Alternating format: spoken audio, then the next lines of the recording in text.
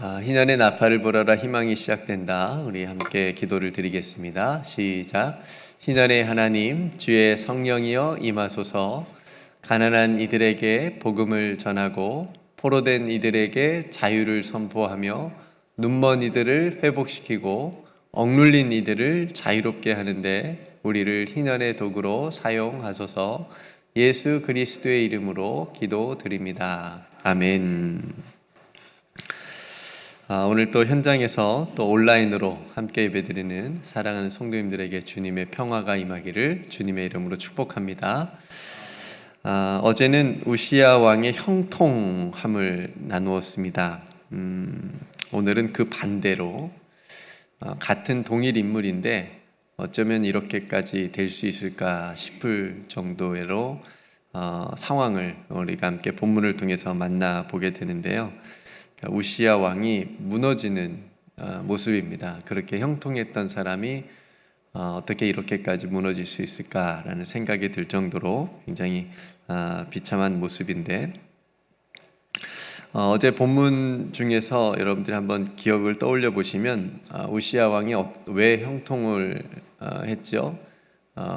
바른 그 하나님의 묵시를 밝히 하는 스가랴가 사는 날 동안에, 그리고 여호와의 얼굴을 찾는 날 동안에, 그러니까 하나님을 찾는 날 동안에 우시야가 하나님께서 형통하게 하셨다라는 말씀이었는데, 그러니까 하나님을 찾는 날 동안에 형통했으면 하나님을 찾지 않는 날이 있었다라고 하는 것을 우리가 알 수가 있는 거죠. 그러니까 그 본문 속에 우시야 왕이 왜 무너졌는지 어제 말씀 또 본문 속에서 우리가 힌트를 약간 얻을 수 있는데요. 하나님께서 형통하게 하신 우시야 왕은 전쟁에서 승리를 하게 됩니다. 블레셋과의 전쟁에서 승리도 하게 되고 또 성읍도 건축하고 굉장히 강한 그런 군대를 가지게 되고 양성을 하게 되거든요. 그래서 우시야라고 하는 그 이름이 널리 퍼질 정도로, 그 근방에 퍼질 정도로 굉장히 위세가 등등하고 굉장히 명성이 자자해지는 그런 상황을 맞이하게 됩니다. 그런데 오늘 본문 16절을 보면 그러한 성공이 우시야의 마음을 어떻게 했어요? 교만하게 했습니다. 그가 강성하여짐에 그의 마음이 교만하여 악을 행하여 그의 하나님 여호와께 범죄하되 곧 여호와의 성전에 들어가서 향단에 분향하려 한지라. 그러니까 형통하고 또 강해지고 잘되고 성공하자 우시야 왕의 마음이 굉장히 교만해졌다라고 하는 거죠. 그러니까 교만 자체도 굉장히 큰 죄인데 그 교만한 죄의 결과, 그 행위의 모습도 우리에게 보여주는데, 하나님의 성전에 들어가서 제사장만이 할 수 있는 분향을 하려 했다라고 하는 것이죠. 그러니까 아무리 왕이어도 할 수 없는 일이 있는데, 해서는 안 되는 일이 있는데, 그게 바로 오늘 제사장만이 할 수 있는 성전에 분향하는 일이었습니다. 이거는 해서는 안 되는 일이었는데 우시야 왕이 마음에 교만함이 있고, 그래서 그 교만함을 성전에 가서 자신이 이제 하는 그런 해서는 안 되는 일을 하게 되는 겁니다. 이런 비슷한 일이 이전에 이스라엘의 초대 왕이었던 사울왕이 이런 일을 벌인 적이 있습니다. 이때도 블레셋과의 싸움이었는데, 이스라엘의 전쟁에 있어서는 그 하나님께 먼저 번제를 드린 다음에 제사를 드린 다음에 시작을 했거든요. 그러니까 하나님께서 오케이 사인을 해주셔야 이제 전쟁에 나아갈 수 있었는데, 그래서 이제 제사를 드리려고 번제를 드리려고 하다 보니까 선지자가 없는 거예요. 이 당시 선지자가 사무엘 선지자였습니다. 사울왕 때. 사무엘 선지자를 기다리고 있었어요. 그러니까 사무엘 선지자도 내가 이제 7일 내에 가겠다, 좀 기다려라 했는데, 사울왕이 기다려요, 안 기다려요? 못 기다립니다. 이거 뭐 당장 블레셋 군인들을 앞에 꽉 차 있는데 마음이 두렵고 조급한 거예요. 급한 거예요. 그러니까 자신이 이제 가서 번제를 자신이 드립니다.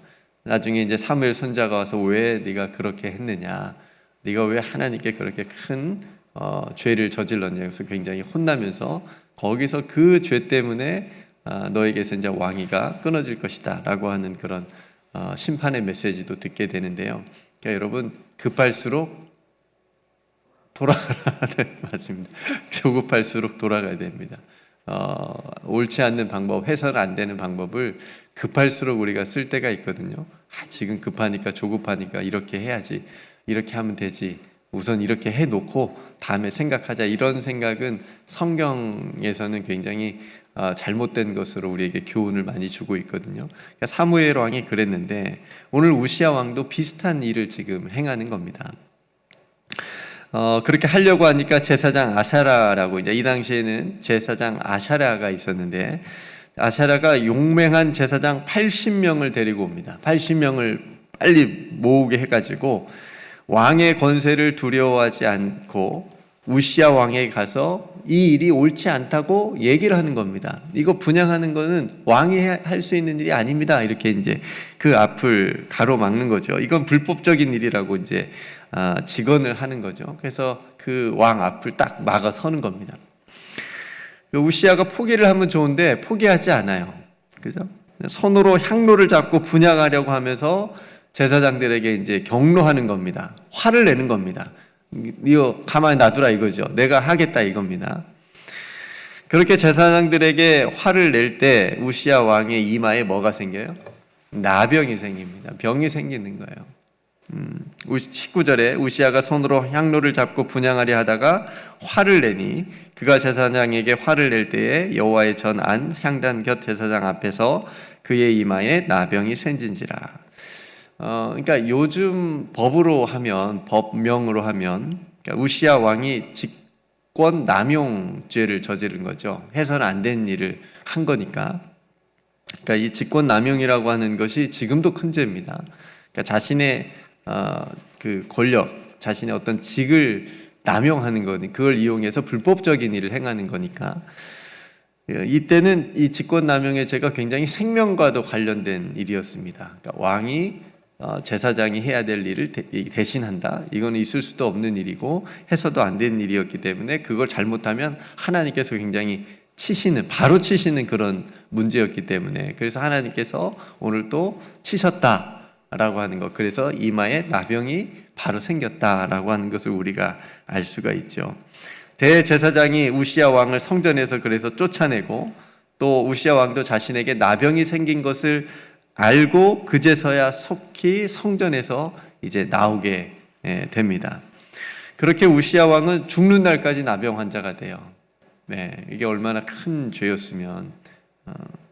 그러니까 나병으로 인해서 격리가 되어서 별궁에서 지내게 됩니다. 그러니까 왕의 자리에서 쫓겨난 거예요. 그러니까 그의 아들이 이제 왕의 일들을 하게 되는 거고, 우시야 왕은 비참하게도 별궁에서 격리돼서 죽는 날까지 지내게 되고, 또 죽은 후에도 그 나병으로 인해서 왕들의 묘실에 장사되지 못하고 그 묘실 곁에 있는 땅, 그 땅에 이제 가까운 땅에 장사되게 됩니다. 얼마나 비참해요, 그렇죠? 어제까지는 좋았다가, 어제까지 형통함을 누리는 그런 삶을 살다가 오늘 말씀 속에서는 마지막 인생의 말년에 이런 비참한 안타까운 모습을 우리가 보게 됩니다. 여러분, 형통했던 우시야 왕이 왜 이렇게 되었을까요? 그 죄의 시작을 다시 한번 따라가 보면, 형통했을 때, 잘 됐을 때, 성공했을 때, 강성하여졌을 때에 그의 마음에 교만한 마음이 틈탔던 거죠. 그러니까 자기 마음대로 다 되는 것 같으니까, 군대도 보니까 너무 강한 군대를 자기가 가지고 있으니까 하나님의 은혜를 잃어버린 겁니다. 자신이 다 한 줄 알고, 자신이 또 다 할 줄 알고, 앞으로도 그 마음을 틈타서 교만이 들어온 겁니다. 그러니까 여러분, 하나님의 관계가 바르게 세워질 때 그것이 형통이라고 어제 말씀드렸고, 반대로 하나님의 관계가 무너질 때, 하나님 없이 자기가 하려고 할 때 그 마음에 교만이 들어온다라고 하는 것을 우리가 교훈을 얻을 수 있습니다. 그래서 이 교만이 얼마나 무서운지 오늘 우시야 왕을 통해서 우리에게 알려주고 있고요. 이 교만이라고 하는 것이 하나님으로 더 멀리 우리를 떨어지게 만들기 때문에 굉장히 무서운 것이다. 우리가 조심해야 됩니다. 그러니까 여러분, 급할 때, 돌아가고 잘 될 때 조심하고 겸손합시다. 잘 될 때, 잘 되는 것 같을 때 조심하고 더 겸손하게 하나님 앞에 서야 됩니다. 우리의 능력 때문인 것처럼 착각하는 교만이 항상 우리는 생길 수가 있습니다. 잘 될 때. 비즈니스도 마찬가지고요. 어떤 우리가 계획했던 일들이 정말 차근차근 잘 되고 그럴 때 내가 잘해서 또 내 능력이 있어서 이렇게 잘 되는 것을 우리는 착각하는 경우가 참 많은데, 그래서 선줄로 생각되건 넘어질까 조심하고 더욱 하나님의 은혜인 것을 우리가 감사하는 그런 우리의 마음이 되기를 간절히 소망합니다. 우리의 삶이 형통하고 잘 될 때 더욱 겸손한 마음으로 하나님께 감사하고 하나님을 의지하는 저와 여러분들이 되기를 주님의 이름으로 축복합니다. 진정한 성공이라고 하는 것은 끝까지 하나님 앞에 겸손하는 것, 하나님 앞에 겸손한 마음으로 서는 겁니다. 오늘 다시 한번 교만은 패망의 선봉이다, 교만한 마음은 넘어짐의 앞잡이다 라고 하는 말씀을 우리가 다시 한번 떠올리면서 기억하셨으면 좋겠습니다. 여러분, 성공하는 순간에 더욱 겸손하고, 또 하나님은 교만한 자를 대적하지만 겸손한 자에게는 뭐를 주세요? 은혜를 베푸십니다. 은혜를 베푸신 하나님, 그 겸손한 자에게 은혜를 베푸신 하나님과 함께 여러분 오늘 하루도 동행하시면서 하나님의 은혜와 주권을 인정하면서 살아가시는 저와 여러분들이 되시기를 주님의 이름으로 축복합니다.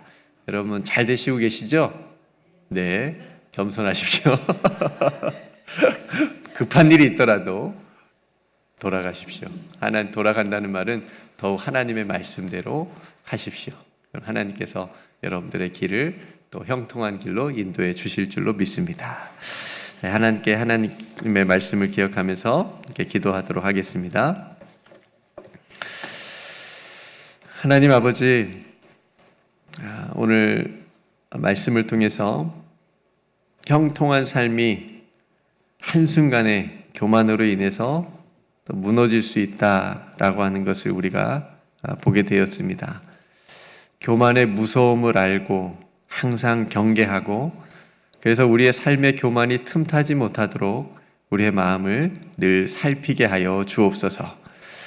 하나님의 은혜와 주권 앞에 늘 겸손하게 해 주시옵시고, 모든 것이 주님의 은혜임을 고백하며 감사하는 삶을 오늘 하루도 살아가게 하여 주옵소서. 오늘도 사랑하는 성도들의 모든 삶의 자리에 하나님의 은혜가 충만하게 임하게 하여 주옵소서. 무슨 일을 하든지 간에 하나님께 묻고 기도하고 또 하나님을 붙잡고 의지하는 귀한 삶의 동행이 되게 하여 주옵소서. 오늘도 우리 가운데 함께하여 주시는 우리 구주 예수 그리스도의 이름으로 간절히 기도드리옵나이다. 아멘.